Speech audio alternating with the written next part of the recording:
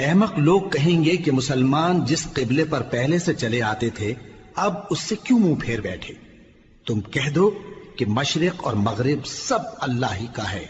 وہ جس کو چاہتا ہے سیدھے رستے پر چلاتا ہے، اور اسی طرح ہم نے تم کو امت معتدل بنایا ہے تاکہ تم لوگوں پر گواہ بنو اور پیغمبر آخر الزمان صلی اللہ علیہ وآلہ وسلم تم پر گواہ بنے۔ اور جس قبلے پر تم پہلے تھے اس کو ہم نے اس لیے مقرر کیا تھا کہ معلوم کریں کہ کون ہمارے پیغمبر کا تابع رہتا ہے اور کون الٹے پاؤں پھر جاتا ہے۔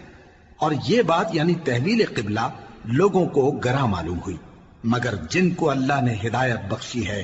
وہ اسے گراں نہیں سمجھتے، اور اللہ ایسا نہیں کہ تمہارے ایمان کو یوں ہی ضائع کر دے۔ اللہ تو لوگوں پر بڑا مہربان ہے، صاحب رحمت ہے۔ اے پیغمبر صلی اللہ علیہ وآلہ وسلم، ہم تمہارا آسمان کی طرف منہ اٹھانا دیکھ رہے ہیں، سو ہم تم کو اسی قبلے کی طرف جس کو تم پسند کرتے ہو منہ کرنے کا حکم دیں گے۔ تو اپنا منہ مسجد حرام یعنی خانہ کعبہ کی طرف پھیر لو، اور تم لوگ جہاں ہوا کرو نماز پڑھنے کے وقت اسی مسجد کی طرف منہ کر لیا کرو۔ اور جن لوگوں کو کتاب دی گئی ہے وہ خوب جانتے ہیں کہ یہ نیا قبلہ ان کے پروردگار کی طرف سے حق ہے، اور جو کام یہ لوگ کرتے ہیں اللہ ان سے بے خبر نہیں۔ اور اگر تم ان اہل کتاب کے پاس تمام نشانیاں بھی لے کر آؤ تو بھی یہ تمہارے قبلے کی پیروی نہ کریں، اور تم بھی ان کے قبلے کی پیروی کرنے والے نہیں ہو، اور ان میں سے بھی بعض کے قبلے کے پیرو نہیں۔ اور اگر تم باوجود اس کے کہ تمہارے پاس علم یعنی اللہ کا حکم آ چکا ہے ان کی خواہشوں کے پیچھے چلو گے تو ظالموں میں ہو جاؤ گے۔ جن لوگوں کو ہم نے کتاب دی ہے وہ ان پیغمبر آخر الزمان صلی اللہ علیہ وآلہ وسلم کو اس طرح پہچانتے ہیں جس طرح اپنے بیٹوں کو پہچانا کرتے ہیں، مگر ایک فریق ان میں سے سچی بات کو جان بوجھ کر چھپا رہا ہے۔ اے پیغمبر صلی اللہ علیہ وآلہ وسلم، یہ نیا قبلہ تمہارے پروردگار کی طرف سے حق ہے، تو تم ہرگز شک کرنے والوں میں نہ ہونا، اور ہر ایک شخص کے لیے ایک سمت مقرر ہے جدھر وہ عبادت کے وقت منہ کیا کرتا ہے، تو تم نیکیوں میں سبقت حاصل کرو۔ تم جہاں ہوگے اللہ تم سب کو جمع کرے گا، بے شک اللہ ہر چیز پر قادر ہے۔ اور تم جہاں سے نکلو نماز میں اپنا منہ مسجد حرام کی طرف کر لیا کرو، بے شبہ یہ تمہارے پروردگار کی طرف سے حق ہے، اور تم لوگ جو کچھ کرتے ہو اللہ اس سے بے خبر نہیں۔ اور تم جہاں سے نکلو مسجد حرام کی طرف منہ کر کے نماز پڑھا کرو، اور مسلمانوں تم جہاں ہوا کرو اسی مسجد کی طرف رخ کیا کرو۔ یہ تاکید اس لیے کی گئی ہے کہ لوگ تم کو کسی طرح کا الزام نہ دے سکیں، مگر ان میں سے جو ظالم ہیں وہ الزام دیں تو دیں، سو ان سے مت ڈرنا اور مجھی سے ڈرتے رہنا، اور یہ بھی مقصود ہے کہ میں تم کو اپنی تمام نعمتیں بخشوں، اور یہ بھی کہ تم راہ راست پر چلو۔ جس طرح من جملہ اور نعمتوں کے ہم نے تمہیں میں سے ایک رسول بھیجے ہیں جو تم کو ہماری آیتیں پڑھ پڑھ کر سناتے اور تمہیں پاک بناتے، اور کتاب یعنی قرآن اور دانائی سکھاتے ہیں، اور ایسی باتیں بتاتے ہیں جو تم پہلے نہیں جانتے تھے، سو تم مجھے یاد کیا کرو، میں تمہیں یاد کیا کروں گا، اور میرا احسان مانتے رہنا اور میری ناشکری نہ کرنا۔ اے ایمان والو، صبر اور نماز سے مدد لیا کرو، بے شک اللہ صبر کرنے والوں کے ساتھ ہے۔ اور جو لوگ اللہ کی راہ میں مارے جائیں ان کی نسبت یہ نہ کہنا کہ وہ مرے ہوئے ہیں، وہ مردہ نہیں بلکہ زندہ ہیں، لیکن تم کو شعور نہیں۔ اور ہم کسی قدر خوف اور بھوک اور مال اور جانوں اور میووں کے نقصان سے تمہاری آزمائش کریں گے، اور صبر کرنے والوں کو بشارت سنا دو کہ ان لوگوں پر جب کوئی مصیبت واقع ہوتی ہے تو کہتے ہیں کہ ہم اللہ ہی کا مال ہیں اور اسی کی طرف لوٹ کر جانے والے ہیں۔ یہی لوگ ہیں جن پر ان کے پروردگار کی عنایتیں ہیں اور خصوصی رحمت بھی ہے، اور یہی سیدھے رستے پر ہیں۔ بے شک کوہ صفا اور مروہ اللہ کی نشانیوں میں سے ہیں، تو جو شخص خانہ کعبہ کا حج یا عمرہ کرے اس پر کچھ گناہ نہیں کہ دونوں کے درمیان چکر لگائے، بلکہ یہ ایک نیک کام ہے، اور جو کوئی نیک کام کرے تو اللہ قدردان ہے، دانا ہے۔ جو لوگ ہمارے حکموں اور ہدایتوں کو جو ہم نے نازل کی ہیں کسی غرض فاسد سے چھپاتے ہیں، باوجود کہ ہم نے ان کو لوگوں کے سمجھانے کے لیے اپنی کتاب میں کھول کھول کر بیان کر دیا ہے۔ ایسوں پر اللہ اور تمام لعنت کرنے والے لعنت کرتے ہیں۔ ہاں، جو توبہ کرتے ہیں اور اپنی حالت درست کر لیتے ہیں اور احکام الہی کو صاف صاف بیان کر دیتے ہیں تو میں ان کے قصور معاف کر دیتا ہوں، اور میں بڑا معاف کرنے والا، بڑا مہربان ہوں۔ جو لوگ کافر ہوئے اور کافر ہی مرے، ایسوں پر اللہ کی اور فرشتوں کی اور انسانوں کی سب کی لعنت، وہ ہمیشہ اسی لعنت میں گرفتار رہیں گے۔ ان سے نہ تو عذاب ہلکا ہی کیا جائے گا اور نہ انہیں کچھ مہلت ملے گی۔ اور لوگوں، تمہارا معبود ایک ہی معبود ہے، اس بڑے مہربان اور رحم والے کے سوا کوئی عبادت کے لائق نہیں۔ بے شک آسمانوں اور زمین کے پیدا کرنے میں اور رات اور دن کے ایک دوسرے کے پیچھے آنے جانے میں اور کشتیوں اور جہازوں میں جو سمندر میں لوگوں کے فائدے کے لیے رواں ہیں، اور میں جس کو اللہ آسمان سے برساتا اور اس سے زمین کو اس کے مردہ ہو جانے کے بعد زندہ یعنی خشک ہو جانے کے بعد سرسبز کر دیتا ہے، اور زمین پر ہر قسم کے جانور پھیلانے میں اور ہواؤں کے چلانے میں اور بادلوں میں جو آسمان اور زمین کے درمیان گھرے رہتے ہیں، عقل مندوں کے لیے اللہ کی قدرت کی نشانیاں ہیں۔ اور بعض لوگ ایسے ہیں جو غیر اللہ کو اللہ کا شریک بناتے اور ان سے اللہ کی سی محبت کرتے ہیں،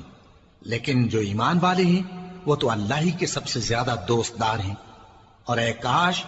ظالم لوگ جو بات عذاب کے وقت دیکھیں گے اب دیکھ لیتے کہ سب طرح کی طاقت اللہ ہی کو ہے، اور یہ کہ اللہ سخت عذاب کرنے والا ہے۔ اس دن کفر کے پیشوا اپنے پیروں سے بیزاری ظاہر کریں گے اور دونوں عذاب الہی دیکھ لیں گے اور ان کے آپس کے تعلقات منقطع ہو جائیں گے۔ یہ حال دیکھ کر پیروی کرنے والے حسرت سے کہیں گے کہ اے کاش ہمیں پھر دنیا میں جانا نصیب ہو، تاکہ جس طرح یہ ہم سے بیزار ہو رہے ہیں اسی طرح ہم بھی ان سے بیزار ہوں۔ اس طرح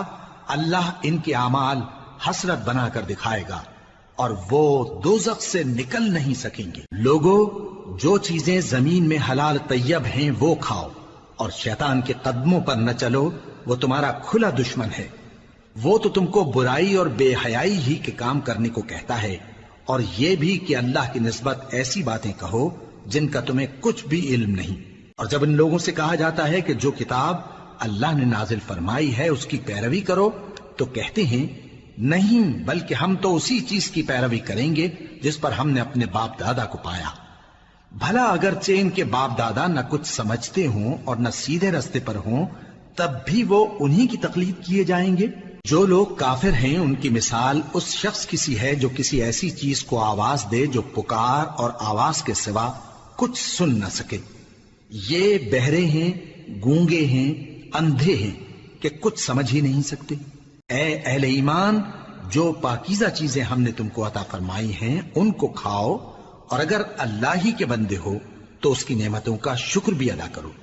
اس نے تو تم پر بس مرا ہوا جانور اور لہو اور سور کا گوشت اور جس چیز پر اللہ کے سوا کسی اور کا نام پکارا جائے حرام کر دیا ہے۔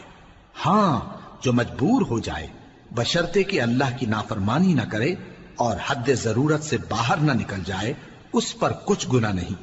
بے شک اللہ بخشنے والا ہے، رحم کرنے والا ہے۔ جو لوگ اللہ کی کتاب سے ان آیتوں اور ہدایتوں کو جو اس نے نازل فرمائی ہیں چھپاتے اور ان کے بدلے تھوڑی سی قیمت یعنی دنیاوی منفعت حاصل کرتے ہیں، وہ اپنے پیٹوں میں محض آگ بھرتے ہیں۔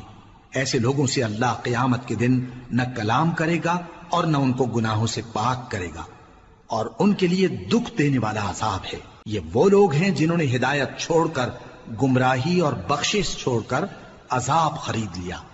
یہ آتش جہنم کی کیسی برداشت کرنے والے ہیں۔ یہ اس لیے کہ اللہ نے کتاب سچائی کے ساتھ نازل فرمائی، اور جن لوگوں نے اس کتاب میں اختلاف کیا وہ ضد میں آ کر نیکی سے دور ہو گئے ہیں۔ نیکی یہی نہیں کہ تم مشرق و مغرب کو قبلہ سمجھ کر ان کی طرف منہ کر لو، بلکہ نیکی یہ ہے کہ لوگ اللہ پر اور روز آخر پر اور فرشتوں پر اور اللہ کی کتاب پر اور پیغمبروں پر ایمان لائیں، اور مال باوجود عزیز رکھنے کے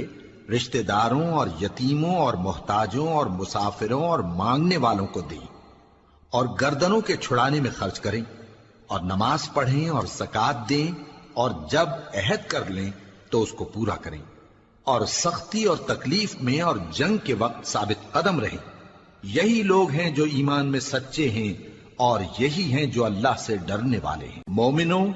تم کو مقتولوں کے بارے میں قصاص یعنی خون کے بدلے خون کا حکم دیا جاتا ہے، اس طرح پر کہ آزاد کے بدلے آزاد مارا جائے، اور غلام کے بدلے غلام، اور عورت کے بدلے عورت۔ اور اگر قاتل کو اس کے مقتول بھائی کے قصاص میں سے کچھ معاف کر دیا جائے تو وارث مقتول کو پسندیدہ طریق سے قرارداد کی پیروی یعنی مطالبہ خون بہا کرنا اور قاتل کو خوشخوئی کے ساتھ ادا کرنا چاہیے۔ یہ تمہارے پروردگار کی طرف سے تمہارے لیے آسانی اور مہربانی ہے۔ اب جو اس کے بعد زیادتی کرے اس کے لیے دکھ کا عذاب ہے۔ اور اے اہل عقل، حکم قصاص میں تمہاری زندگانی ہے کہ تم قتل و خونریزی سے بچو۔ تم پر فرض کیا جاتا ہے کہ جب تم میں سے کسی کو موت کا وقت آ جائے تو اگر وہ کچھ مال چھوڑ جانے والا ہو تو ماں باپ اور رشتہ داروں کے لیے دستور کے مطابق وصیت کر جائے۔ اللہ سے ڈرنے والوں پر یہ ایک حق ہے۔ پھر جو شخص وصیت کو سننے کے بعد اس کو بدل ڈالے تو اس کے بدلنے کا گناہ انہی لوگوں پر ہے جو اس کو بدلیں، اور بے شک اللہ سنتا جانتا ہے۔ اب اگر کسی کو وصیت کرنے والے کی طرف سے کسی وارث کی طرفداری یا حق تلفی کا اندیشہ ہو تو اگر وہ وصیت کو بدل کر وارثوں میں صلح کرا دے تو اس پر کچھ گناہ نہیں، بے شک اللہ بخشنے والا ہے، رحم والا ہے۔ مومنوں، تم پر روزے فرض کیے گئے ہیں جس طرح تم سے پہلے لوگوں پر فرض کیے گئے تھے تاکہ تم پرہیزگار بنو۔ روزوں کے دن گنتی کے چند روز ہیں، تو جو شخص تم میں سے بیمار ہو یا سفر میں ہو تو دوسرے دنوں میں روزوں کا شمار پورا کر لے۔ اور جو لوگ روزہ رکھنے کی طاقت رکھیں لیکن رکھیں نہیں، وہ روزے کے بدلے محتاج کو کھانا کھلا دیں۔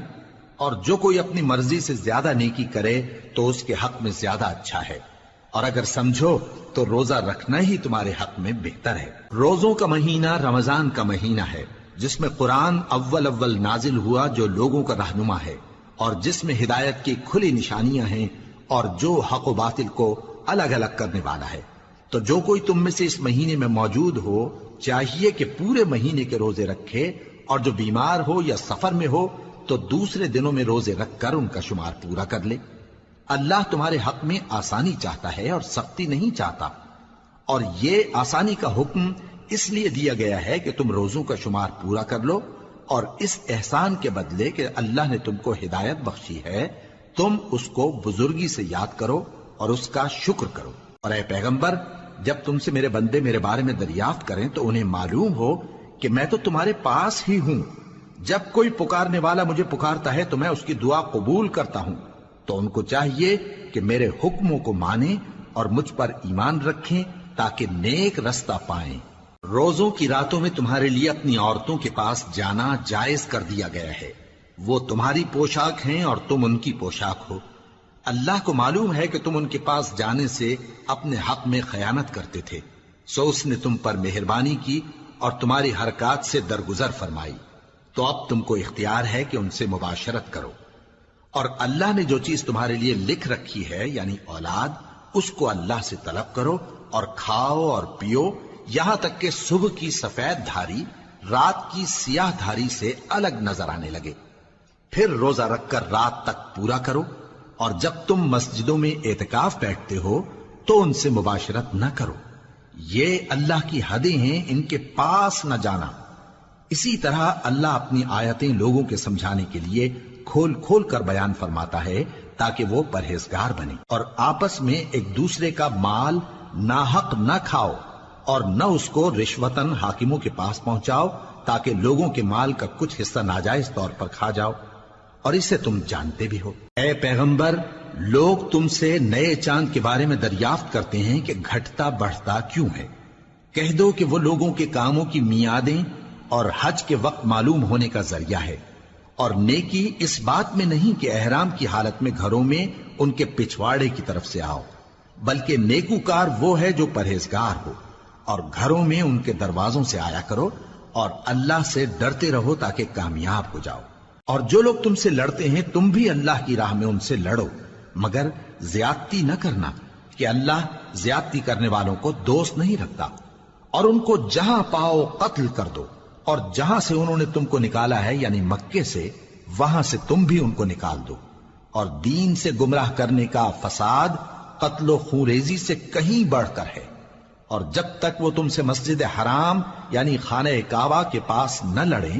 تم بھی وہاں ان سے نہ لڑنا۔ ہاں اگر وہ تم سے لڑیں تو تم ان کو قتل کر ڈالو، کافروں کی یہی سزا ہے۔ پھر اگر وہ باز آ جائیں تو اللہ بخشنے والا ہے، رحم کرنے والا ہے۔ اور ان سے اس وقت تک لڑتے رہنا کہ فساد نابود ہو جائے اور ملک میں اللہ ہی کا دین غالب ہو جائے۔ پھر اگر وہ فساد سے باز آ جائیں تو ظالموں کے سوا کسی پر زیادتی نہیں کرنی چاہیے۔ ادب کا مہینہ ادب کے مہینے کے مقابل ہے، اور ادب کی چیزیں ایک دوسرے کا بدلہ ہیں۔ پس اگر کوئی تم پر زیادتی کرے تو جیسی زیادتی وہ تم پر کرے ویسی ہی تم اس پر کرو، اور اللہ سے ڈرتے رہو اور جان رکھو کہ اللہ ڈرنے والوں کے ساتھ ہے۔ اور اللہ کی راہ میں مال خرچ کرو اور اپنے آپ کو ہلاکت میں نہ ڈالو، اور نیکی کرو، بے شک اللہ نیکی کرنے والوں کو دوست رکھتا ہے۔ اور اللہ کی خوشنودی کے لیے حج اور عمرے کو پورا کرو، اور اگر راستے میں روک لیے جاؤ تو جیسی قربانی میسر ہو کر دو، اور جب تک قربانی اپنے مقام پر نہ پہنچ جائے سر نہ منڈاؤ۔ اور اگر کوئی تم میں بیمار ہو یا اس کے سر میں کسی طرح کی تکلیف ہو تو اگر وہ سر منڈا لے تو اس کے بدلے روزے رکھے یا صدقہ دے یا قربانی کرے۔ پھر جب تکلیف دور ہو کر تم مطمئن ہو جاؤ تو جو تم میں حج کے وقت تک عمرے سے فائدہ اٹھانا چاہے وہ جیسی قربانی میسر ہو کرے، اور جس کو قربانی نہ ملے وہ 3 روزے ایام حج میں رکھے اور 7 جب واپس ہو، یہ پورے 10 ہوئے۔ یہ حکم اس شخص کے لیے ہے جس کے اہل و عیال مکے میں نہ رہتے ہوں۔ اور اللہ سے ڈرتے رہو اور جان رکھو کہ اللہ سخت عذاب دینے والا ہے۔ حج کے مہینے معین ہیں جو معلوم ہیں، تو جو شخص ان مہینوں میں حج کی نیت کر لے تو حج کے دنوں میں نہ عورتوں سے اختلاط کرے، نہ کوئی برا کام کرے اور نہ کسی سے جھگڑے۔ اور جو نیک کام تم کرو گے وہ اللہ کو معلوم ہو جائے گا۔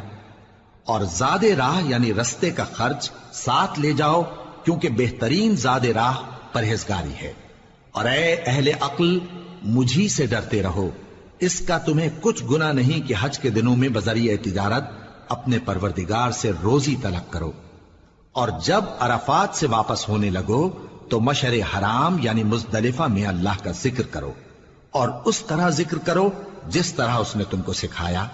اور اس سے پیشتر تم لوگ ان طریقوں سے محض ناواقف تھے۔ پھر جہاں سے اور لوگ واپس ہوں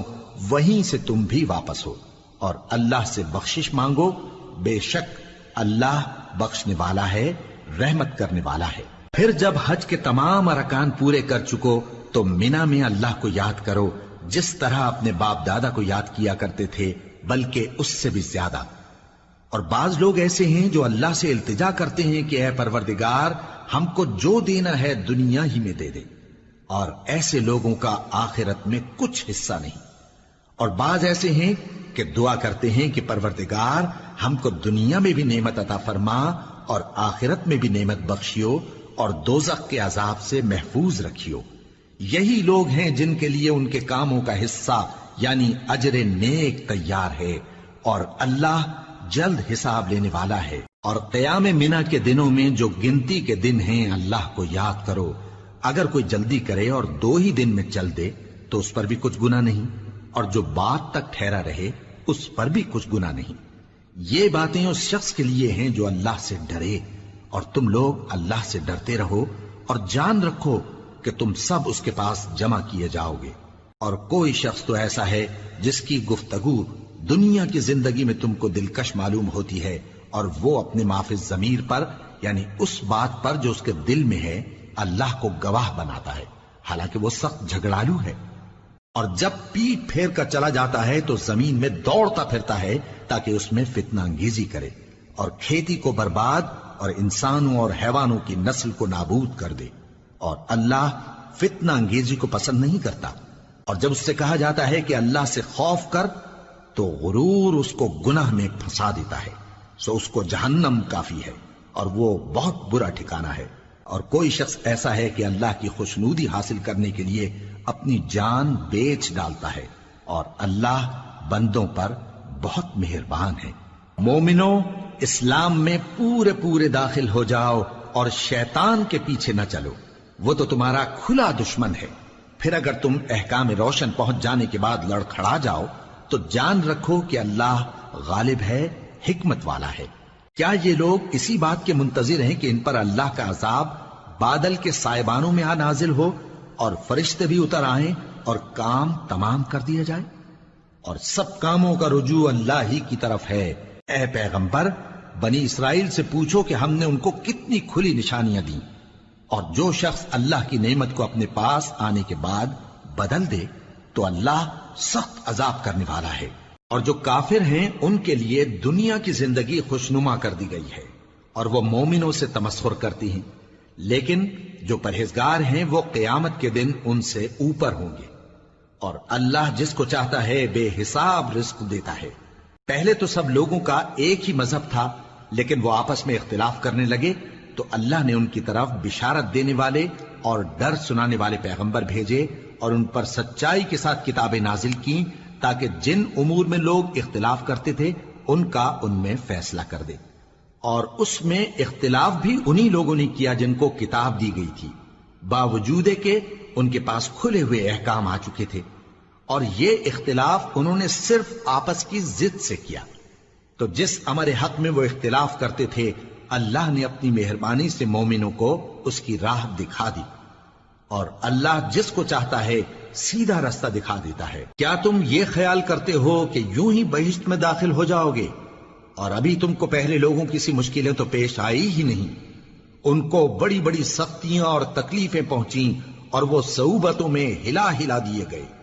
یہاں تک کہ پیغمبر اور مومن لوگ جو ان کے ساتھ تھے سب پکار اٹھے کہ کب اللہ کی مدد آئے گی۔ دیکھو اللہ کی مدد ان قریب آیا چاہتی ہے۔ اے نبی، لوگ تم سے پوچھتے ہیں کہ اللہ کی راہ میں کس طرح کا مال خرچ کریں۔ کہہ دو کہ جو چاہو خرچ کرو، لیکن جو مال خرچ کرنا چاہو وہ درجہ بدرجہ اہل استحقاق یعنی ماں باپ کو اور قریب کے رشتہ داروں کو اور یتیموں کو اور محتاجوں کو اور مسافروں کو سب کو دو، اور جو بھلائی تم کرو گے اللہ اس کو جانتا ہے۔ مسلمانوں، تم پر اللہ کے رستے میں لڑنا فرض کر دیا گیا ہے، اور وہ تمہیں ناگوار تو ہوگا، مگر عجب نہیں کہ ایک چیز تم کو بری لگے اور وہ تمہارے حق میں بھلی ہو، اور عجب نہیں کہ ایک چیز تم کو بھلی لگے اور وہ تمہارے لیے مضر ہو، اور ان باتوں کو اللہ ہی بہتر جانتا ہے اور تم نہیں جانتے۔ اے پیغمبر، لوگ تم سے عزت والے مہینوں میں لڑائی کرنے کے بارے میں دریافت کرتے ہیں، کہہ دو کہ ان میں لڑنا بڑا گناہ ہے، اور اللہ کی راہ سے روکنا اور اس سے کفر کرنا اور مسجد حرام یعنی خانہ کعبہ میں جانے سے بند کرنا اور اہل مسجد کو اس میں سے نکال دینا جو یہ کفار کرتے ہیں، اللہ کے نزدیک اس سے بھی زیادہ گناہ ہے، اور فتنہ انگیزی خون ریزی سے بھی بڑھ کر ہے۔ اور یہ لوگ ہمیشہ تم سے لڑتے رہیں گے، یہاں تک کہ اگر مقدور رکھیں تو تم کو تمہارے دین سے پھیر دیں، اور جو کوئی تم میں سے اپنے دین سے پھر کر کافر ہو جائے گا اور کافر ہی مرے گا تو ایسے لوگوں کے اعمال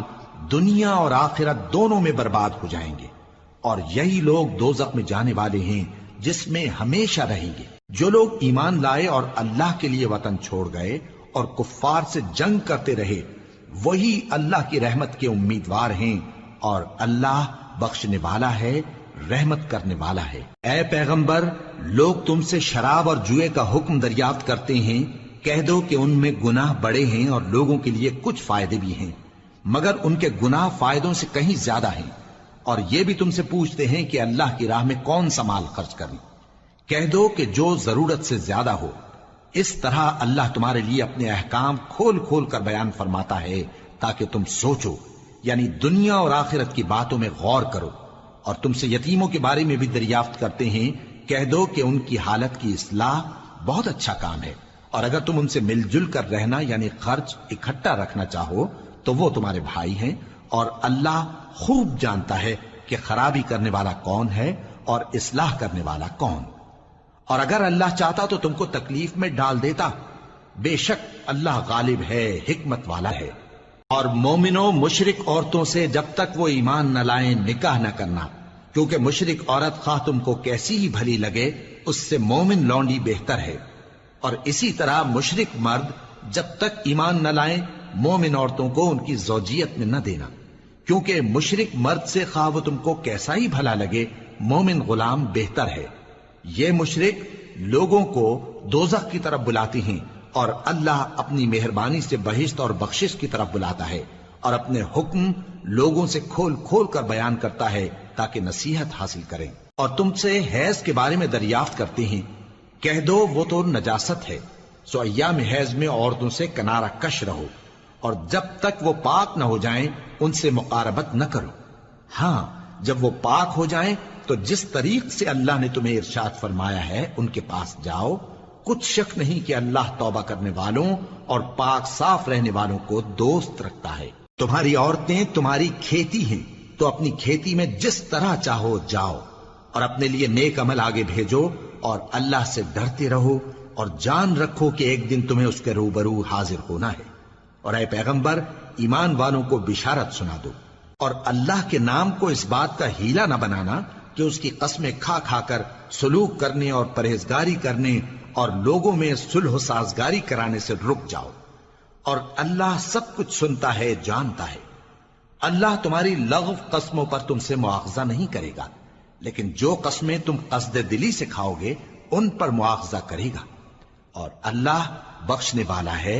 بردبار ہے۔ جو لوگ اپنی عورتوں کے پاس جانے کی قسم کھا لیں ان کو 4 مہینے تک انتظار کرنا چاہیے۔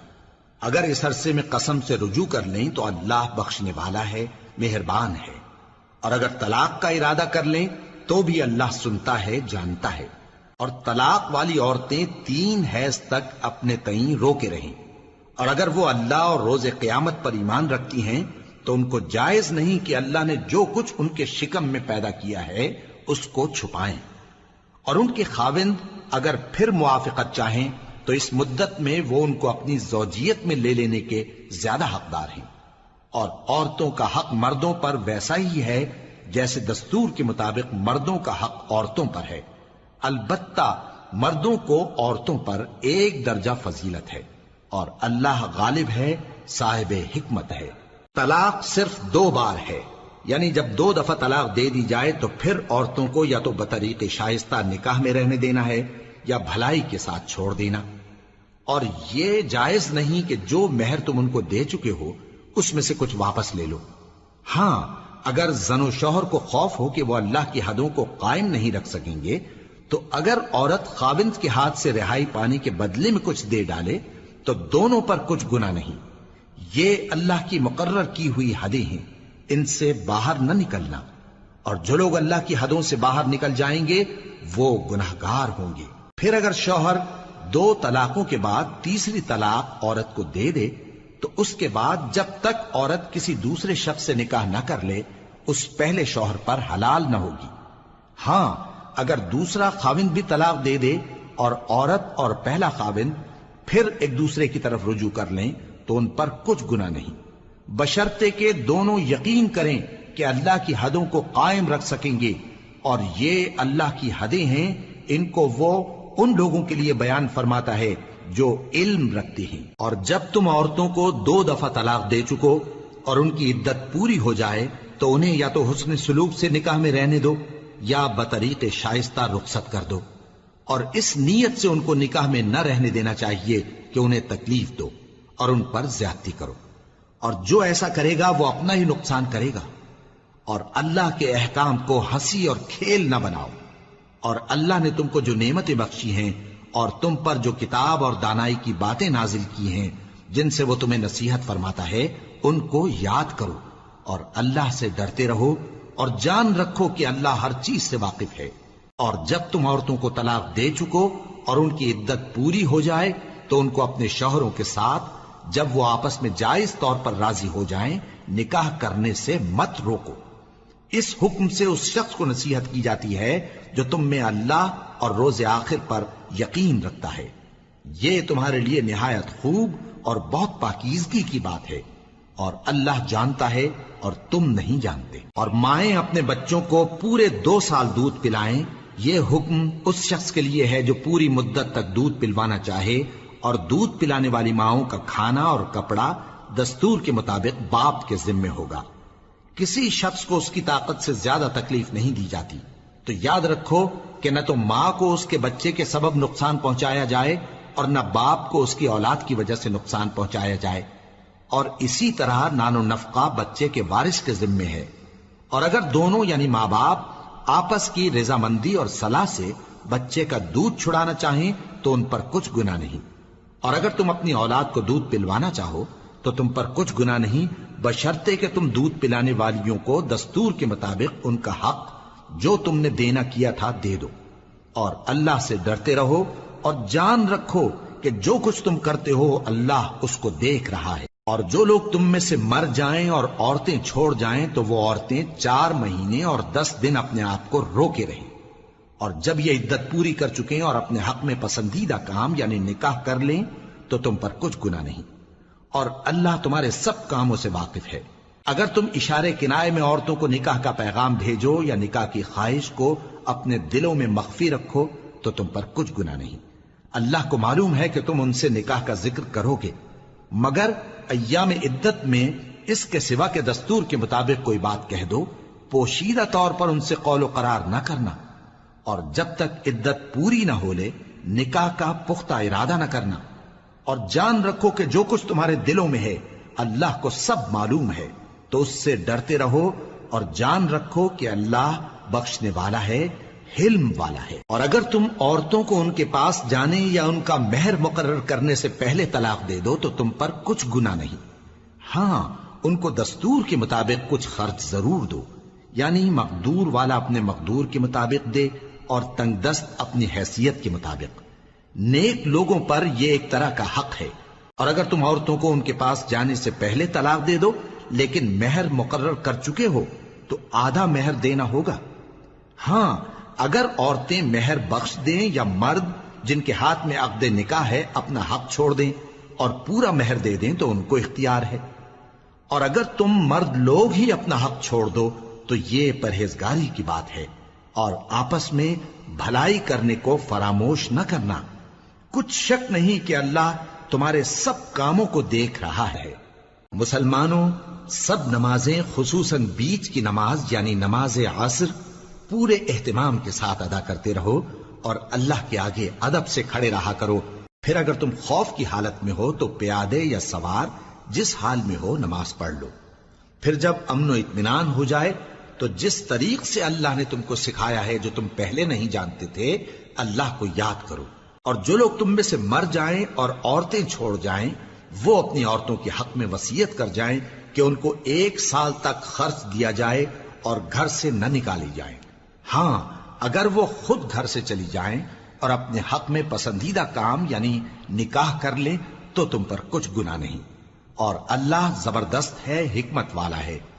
اور مطلقہ عورتوں کو بھی دستور کے مطابق نان و نفقہ دینا چاہیے، پرہیزگاروں پر یہ بھی حق ہے۔ اسی طرح اللہ اپنے احکام تمہارے لیے بیان فرماتا ہے تاکہ تم سمجھو۔ بھلا تم نے ان لوگوں کو نہیں دیکھا جو شمار میں ہزاروں ہی تھے اور موت کے ڈر سے اپنے گھروں سے نکل بھاگے تھے؟ تو اللہ نے ان کو حکم دیا کہ مر جاؤ، پھر ان کو زندہ بھی کر دیا۔ کچھ شک نہیں کہ اللہ لوگوں پر مہربانی رکھتا ہے، لیکن اکثر لوگ شکر نہیں کرتے۔ اور مسلمانوں، اللہ کی راہ میں جہاد کرو اور جان رکھو کہ اللہ سب کچھ سنتا ہے، سب کچھ جانتا ہے۔ کون ہے کہ اللہ کو قرض حسنہ دے کہ وہ اس کے بدلے اس کو کئی گنا زیادہ دے گا، اور اللہ ہی روزی کو تنگ کرتا اور وہی اسے کشادہ کرتا ہے، اور تم اسی کی طرف لوٹ کر جاؤ گے۔ بھلا تم نے بنی اسرائیل کی ایک جماعت کو نہیں دیکھا جس نے موسیٰ کے بعد اپنے پیغمبر سے کہا کہ آپ ہمارے لیے ایک بادشاہ مقرر کر دیں تاکہ ہم اللہ کی راہ میں جہاد کریں؟ پیغمبر نے کہا کہ اگر تم کو جہاد کا حکم دیا جائے تو ایسا تو نہیں کہ لڑنے سے پہلو تہی کرو۔ وہ کہنے لگے کہ ہم اللہ کی راہ میں کیوں نہ لڑیں گے جبکہ ہم وطن سے خارج اور بال بچوں سے جدا کر دیے گئے۔ پھر جب ان کو جہاد کا حکم دیا گیا تو چند اشخاص کے سوا سب پھر گئے، اور اللہ ظالموں سے خوب واقف ہے۔ اور پیغمبر نے ان سے یہ بھی کہا کہ اللہ نے تم پر طالوت کو بادشاہ مقرر فرمایا ہے وہ بولے کہ اسے ہم پر بادشاہی کا حق کیوں کر ہو سکتا ہے؟ اس سے بڑھ کر بادشاہی کے مستحق تو ہم ہیں، اور اس کے پاس تو بہت سی دولت بھی نہیں۔ پیغمبر نے کہا کہ اللہ نے اس کو تم پر فضیلت دی ہے اور بادشاہی کے لیے منتخب فرمایا ہے۔ اس نے اسے علم بھی بہت سا بخشا ہے اور تن و توش بھی بڑا عطا کیا ہے، اور اللہ کو اختیار ہے جسے چاہے بادشاہی بخشے، وہ بڑا کشائش والا ہے، دانا ہے۔ اور پیغمبر نے ان سے کہا کہ ان کی یعنی طالوت کی بادشاہی کی نشانی یہ ہے کہ تمہارے پاس وہ صندوق آئے گا جس کو فرشتے اٹھائے ہوئے ہوں گے، اس میں تمہارے پروردگار کی طرف سے تسلی بخشنے والی چیز ہوگی اور کچھ اور چیزیں بھی ہوں گی جو موسیٰ اور ہارون چھوڑ گئے تھے۔ اگر تم ایمان رکھتے ہو تو یہ تمہارے لیے ایک بڑی نشانی ہے۔ غرض جب طالوت فوجیں لے کر روانہ ہوا تو اس نے ان سے کہا کہ اللہ ایک نہر سے تمہاری آزمائش کرنے والا ہے، جو شخص اس میں سے پانی پی لے گا اس کی نسبت تصور کیا جائے گا کہ وہ میرا نہیں، اور جو نہ پیے گا وہ سمجھا جائے گا کہ میرا ہے۔ ہاں اگر کوئی ہاتھ سے چلو بھر پانی لے لے تو خیر۔ جب وہ لوگ نہر پر پہنچے تو چند آدمیوں کے سوا سب نے پانی پی لیا۔ پھر جب طالوت اور مومن لوگ جو اس کے ساتھ تھے نہر کے پار ہو گئے تو کہنے لگے کہ آج ہم میں جالوت اور اس کے لشکر سے مقابلہ کرنے کی طاقت نہیں۔ جو لوگ یقین رکھتے تھے کہ ان کو اللہ کے روبرو حاضر ہونا ہے، وہ کہنے لگے کہ بسا اوقات تھوڑی سی جماعت نے اللہ کے حکم سے بڑی جماعت پر فتح حاصل کی ہے، اور اللہ ثابت قدم رہنے والوں کے ساتھ ہے۔ اور جب وہ لوگ جالوت اور اس کے لشکر کے مقابل میں آئے تو اللہ سے دعا کی کہ اے پروردگار، ہم پر صبر کے دہانے کھول دے اور ہمیں لڑائی میں ثابت قدم رکھ اور لشکر کفار پر فتح یاب کر۔ تو طالوت کی فوج نے اللہ کے حکم سے ان کو شکست دے دی، اور داؤد نے جالوت کو قتل کر ڈالا، اور اللہ نے ان کو بادشاہی اور دانائی بخشی اور جو کچھ چاہا سکھایا۔ اور اگر اللہ لوگوں کو ایک دوسرے پر چڑھائی اور حملہ کرنے سے نہ ہٹاتا رہتا تو کرۂ ارض تباہ ہو جاتا، لیکن اللہ اہل عالم پر بڑا مہربان ہے۔ یہ اللہ کی آیتیں ہیں جو ہم تم کو سچائی کے ساتھ پڑھ کر سناتے ہیں، اور اے محمد صلی اللہ علیہ وآلہ وسلم، تم بلا شبہ پیغمبروں میں سے ہو۔